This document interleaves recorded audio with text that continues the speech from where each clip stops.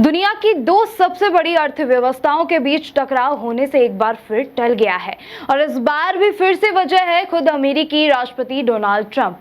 11 अगस्त जब पूरा अमेरिका इस बात पर नजरें गड़ाए बैठा था कि क्या चीन पर टैरिफ की तलवार दोबारा लटकेगी, तब ट्रंप ने अपने सोशल पर दस्तक दी और ऐलान कर डाला कि चीन के लिए टैरिफ 90 दिन के लिए फ्रीज यानी कि व्यापार युद्ध की बंदूक फिलहाल साइलेंट हो गई है। ट्रंप ने ट्रुथ पर लिखा, कार्यकारी आदेश पर दस्तक कर दिए और बाकी सब कुछ वैसा ही रहेगा। इतना ही नहीं, ट्रंप ने चीन के राष्ट्रपति शी जिनपिंग के लिए फूल भी बरसाए। उन्होंने कहा, हमारे रिश्ते अच्छे हैं और चीन अच्छा व्यवहार कर रहा है। अब ट्रंप की ये नरमी महज कूटनीतिक चाल है या वाकई में व्यापारिक शांति की शुरुआत, ये तो वक्त ही बताएगा। लेकिन इससे अमेरिकी कंपनियों ने राहत की सांस ली है। उधर संभावनाएं जताई जा रही है कि साल के अंत में ट्रंप और जिनपिंग की बड़ी मुलाकात भी हो सकती है। दरअसल चीन पर लगाए जाने वाले टैरिफ की डेडलाइन मंगलवार रात यानी कि 12 अगस्त की रात थी, जिसके बाद हालात बिगड़ सकते थे।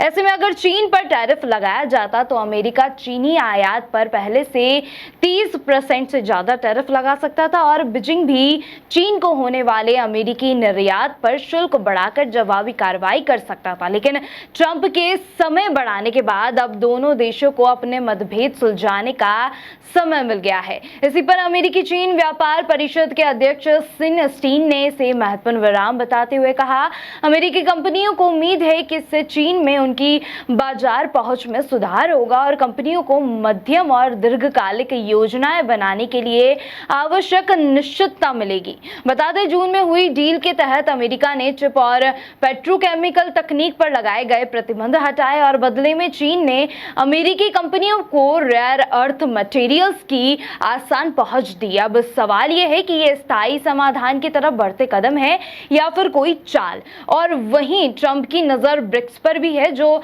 अब 10 सदस्यों का गठबंधन बन चुका है, जिसमें ब्राजील, रूस, भारत, चीन और दक्षिण अफ्रीका शामिल है। और हाल ही में मिस्र, इथोपिया, ईरान, यूएई और इंडोनेशिया को भी शामिल कर ब्रिक्स ने सदस्य देशों की संख्या बढ़ाई है, जिससे अमेरिका चिंतित है। यही वजह है कि ट्रंप ने ब्रिक्स को अमेरिका विरोधी करार देते हुए जो भी देश ब्रिक्स से हाथ मिलाएगा उस पर 10% अतिरिक्त टैरिफ की धमकी भी दी है। इससे साफ है कि अमेरिका अब सिर्फ चीन से नहीं बल्कि एक पूरे आर्थिक मोर्चे से उलझ रहा है, जिसमें भारत भी शामिल है। अब सवाल ये है, क्या ब्रिक्स अमेरिका की इस चुनौती का जवाब दे पाएगा और भारत, जो ब्रिक्स और अमेरिका दोनों का करीबी है, क्या वो संतुलन साध पाएगा या टैरिफ की इस वैश्विक राजनीति में फंस कर रह जाएगा?